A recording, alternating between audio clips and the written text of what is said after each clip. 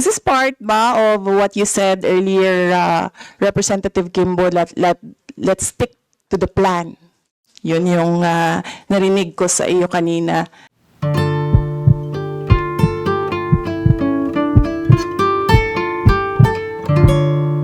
Next to interpolate is the Honorable Joel Chua. Thank you, Madam Chair. Madam Chair, ulitin ko po yung aking tanong sa ating kagalang-galang na Vice President.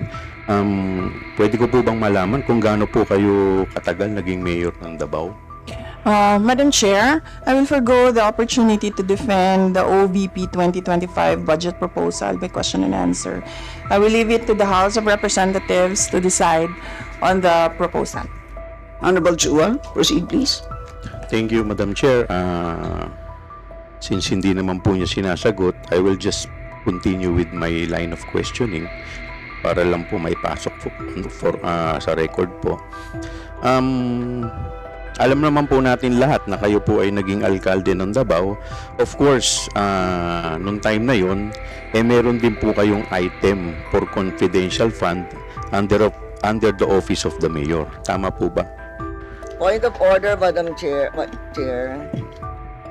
Yes, Honorable Gloria. What we are discussing is the OVP budget, not a budget of the local government of Davao of many years ago. And while I have the microphone, I just want to make a manifestation that, Your Honor, you said that allocation includes utilization. If that were the case, everybody would be examining everybody's 2023, 2022, 2021 budget. And Madam Chair, I have been attending so many budget hearings, nobody ever discusses something earlier than 2024. Madam Chair, if I may, Madam Chair, I will not ask naman the confidential budget of the city of Davao. Yes, I was about to say that. Yeah. Yes, your point of order is well taken, ma'am. We will not discuss the budget of... Yes. I will not, hindi ko po tatanungin po yun. Ang point ko lang po dito ay as Mayor of Davao, dahil alam naman po natin, medyo matagal po siyang naging alkalde, hindi po sa kanya bago itong confidential fund. And in fact, ito po ay kumbaga normal na po dahil lahat naman po ng alkalde meron naman pong confidential fund. Now, susunod ko pong tanong, Madam Chair, is napansin ko po dito sa liquidation report dated January 10, 2023. Meron po ditong nakapirma sa taas po ng Sara Z. Duterte, Vice President. Gusto ko pong tanungin ng ating Vice Presidente kung ito po ba ay kanyang pirma. Sa liquidation report po ng January 10, 2023, serial number 2022-12-152. Madam Vice President. Madam Chair, on the issue of confidential funds, we have received audit actions regarding the confidential funds of the Office of the Vice President. We have submitted our responses and we assure our full cooperation with the ongoing audit. Madam Chair, again, sinasabi ko na walang confidential funds sa 2025 budget proposal and all the questions are about confidential funds except for one which was about the recipient of OVP projects. Honorable Chua, please proceed. Well, totoo po yung sinasabi po ng ating Vice Presidente. Subalit, ngayon lamang po natin nakita to. At ngayon lamang po natin nakita kung ano po yung laman ng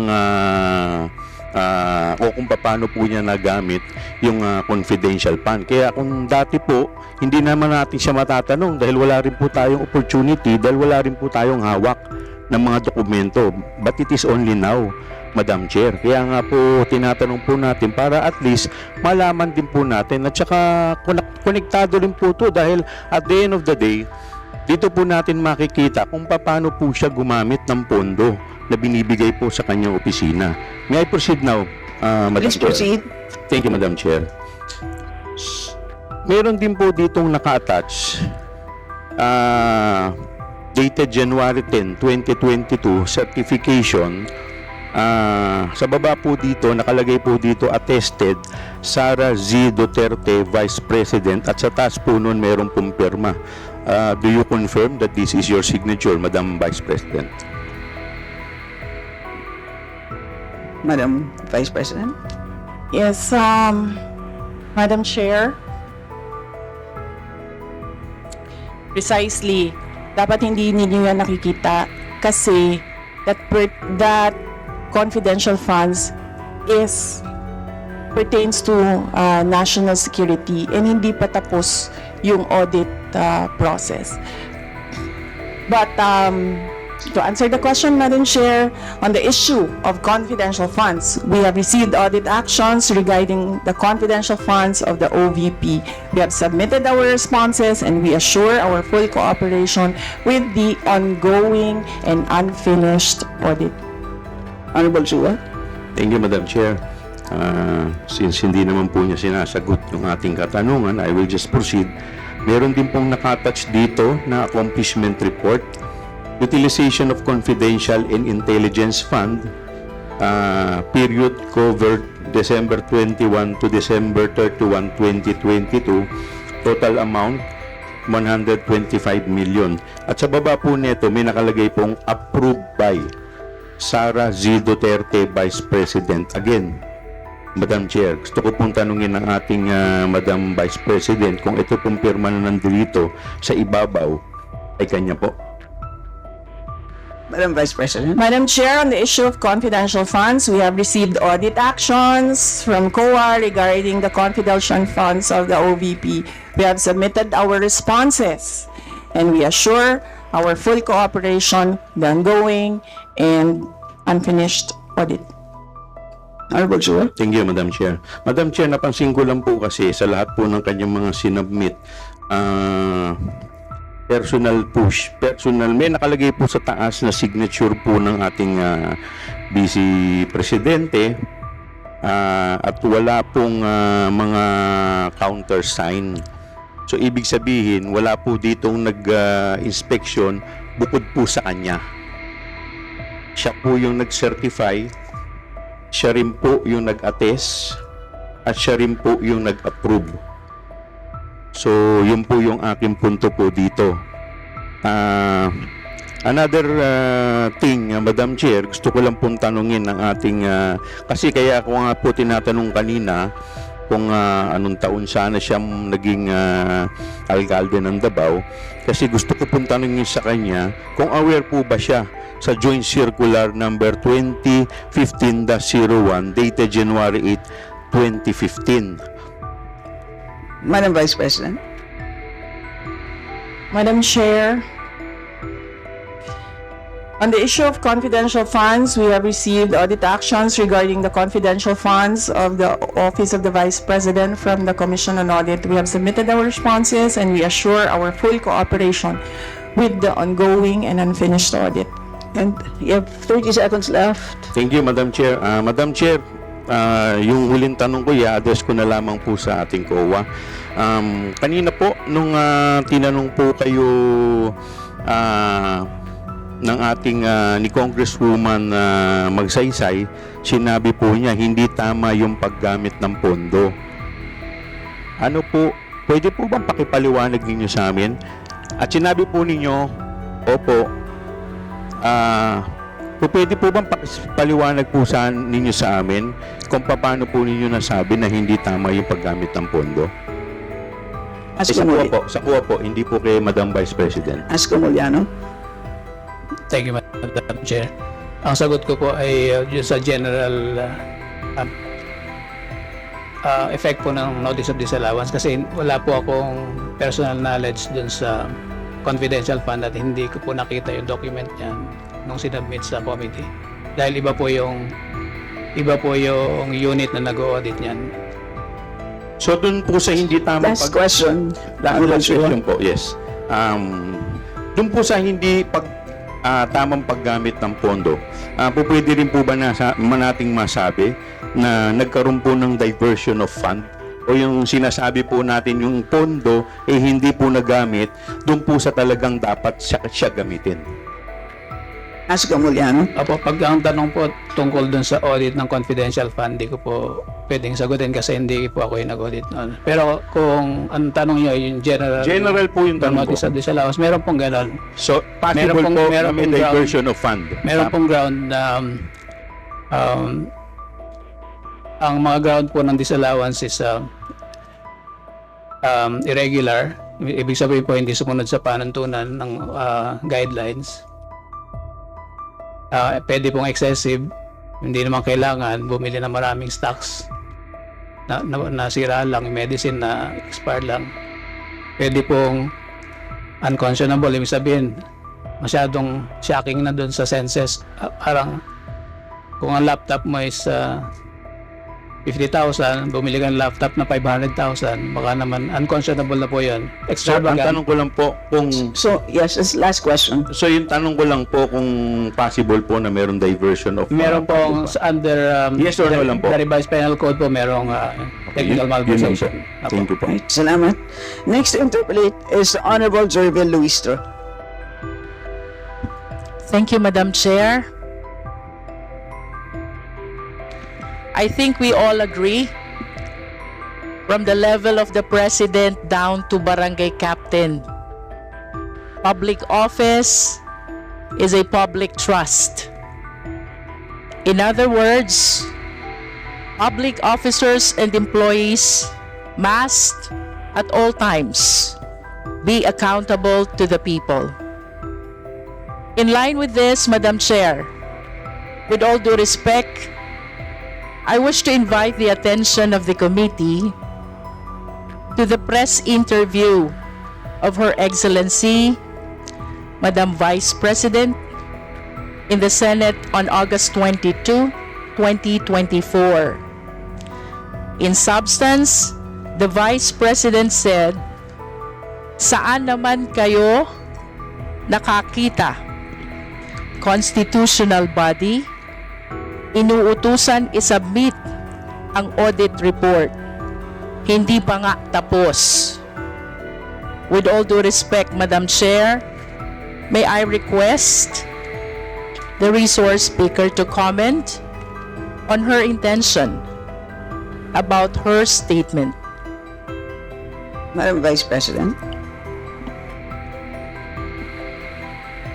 Madam Chair, again, question is not related to the 2025 Office of the Vice President budget proposal. On the issue of confidential funds, we have received audit actions regarding the confidential funds of the OVP. We have submitted our responses and we assure our full cooperation with the ongoing audit.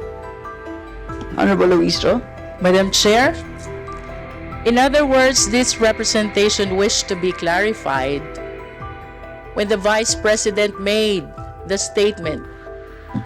Intensyon ba ng ating Vice Presidente na ibahagi o hindi ibahagi sa publiko ang resulta ng nilalaman ng audit report patungkol sa kontrobersyal na 125 million na confidential fund? Nonetheless, Madam Chair, I understand that the Vice President already expressed her intention not to answer this question. Thus, please allow this representation to shift to the COA. May I request the COA to give his comment to this statement of the Vice President. Ascom Juliano.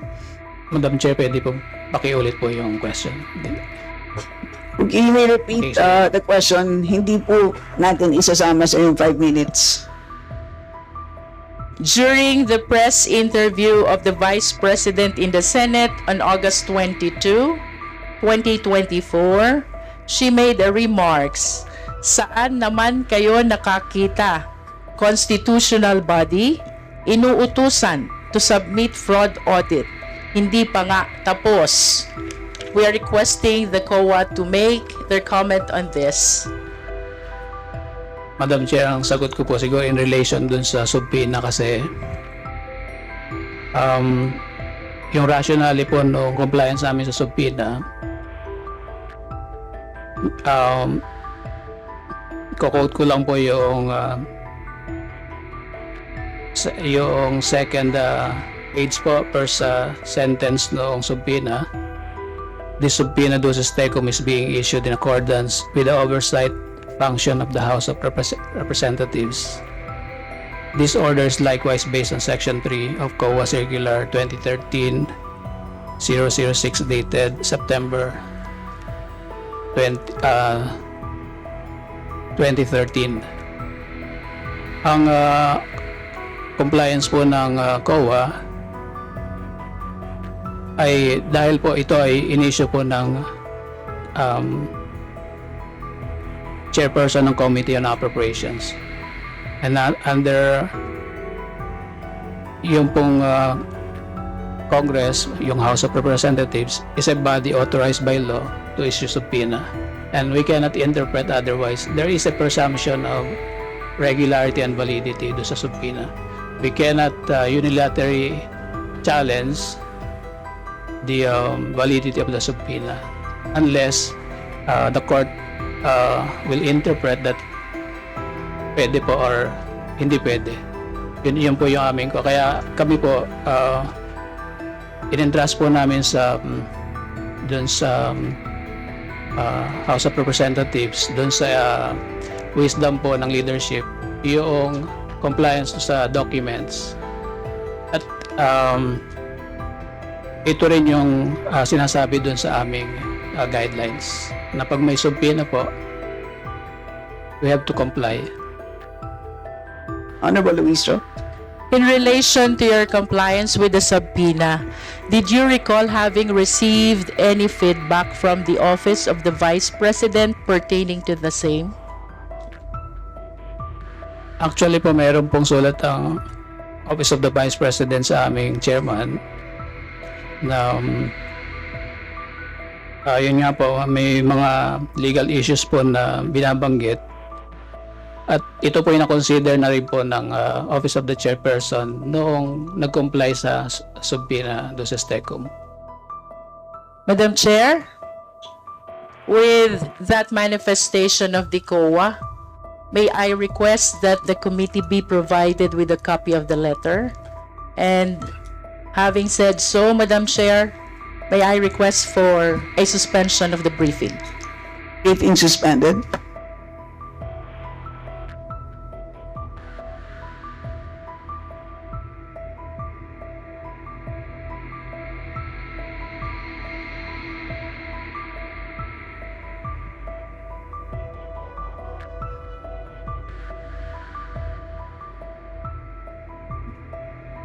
The budget briefing is hereby resumed.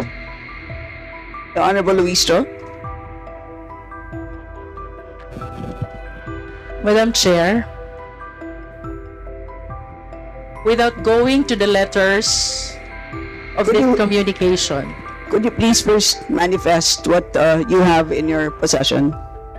with me is a copy of the letter of the Office of the Vice President, signed by Attorney Zuleka T. Lopez, Undersecretary and Chief of Staff, addressed to Honorable Gamaliel A. Cordoba, Chairperson, Commission on Audit, Quezon City. This is dated August 21, 2024.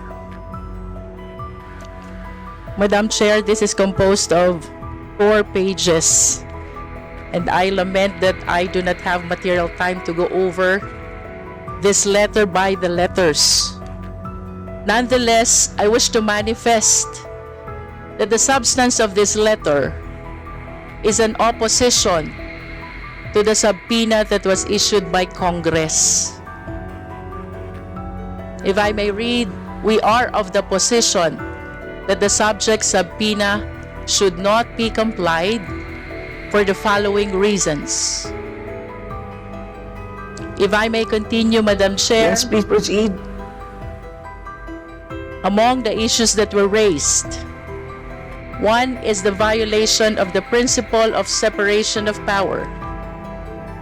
Second is violation to due process. And third is the confidential nature of the fund. Madam Chair, I wish to manifest my comment to the issues that were raised in this letter. First, the principle of separation of power is not absolute. This is subject to exception. As a matter of fact, we call it the system of check and balances. And that is the very reason why the Congress has the oversight power, and that is to make sure that the laws enacted, including the appropriation laws, and to be specific, the GAA 2022, the source of the confidential fund, is properly implemented. If I may share, one of the landmark cases about oversight power is the Abacada Guro party list. There are three consequences of oversight power. One is congressional scrutiny. Two is congressional investigation. And three is legislative supervision. With all due respect, by congressional scrutiny, without necessarily conducting an inquiry in aid of legislation, the Congress may request information and report from other branches of the government. Similarly, it can recommend and pass resolution for consideration of the agency involved. Madam Chair, with respect to the violation of due process, I humbly believe that we are all witnesses in today's hearing. We are in fact catering the right to due process. A number of the esteemed members of the House propounded questions already, but our Vice President maintained his position not to address the question concerning confidential fund. But speaking about due process, I humbly submit that notice was given. This is a budget briefing, and ample opportunity to explain was even accorded. It is my humble submission, Madam Chair, that contrary to the letter, we did not violate due process. As a matter of fact, we catered due process. Finally, Madam Chair, they raised the confidential nature of the fund. Ito po'y tanong na nais kong iwanan sa mga kapwa natin Pilipino. Granting that the nature of the fund is confidential and recognizing Memorandum Circular Number 15, 2023, relating to the privileged communication. Ang tanong po, Madam Chair, when there is notice of disallowance na nagsasabing ang 72 million out of 125 million na confidential fund ay hindi nagamit ng naaayon sa Joint Circular Number 15-01. And as a matter of fact, ipinababalik ng COA sa pamahalaan. Ang tanong, confidential fund pa po ba ang tawag dito? Privileged communication pa din po ba ang saklaw nito? Oo po, at tatahimik na lang po ba ang Kongreso? I wish to share the case of Chavez versus Public Estates Authority. Kindly wrap up. This is 30 the seconds. right of the people to information on matters of public concern. There is no argument ang pera ng gobyerno ay pera ng taong bayan. Unless the citizens have proper information, we cannot fulfill the constitutional mandate that public office is a public trust. I submit, Madam Chair. Madam Vice President, do you care to comment? Yes, Madam Chair, nasabi kanina, ang gist lang na nakuha ko na nasabi kanina ni Representative Luistro. Luistro, yes, is that wala siyang time na isa-isahin per letter yung letter namin sa Commission on Audit on why the requested documents should not be released to Congress. Pero nakahanda na yung mga sagot niya sa lahat ng arguments namin sa national security, sa due process, and sa separation of powers. Is this part ba of what you said earlier, Representative Kimbo, let's stick to the plan? Yun yung narinig ko sa iyo kanina na hindi mo in-accommodate yung point of order na question. And to answer, the Office of the Vice President,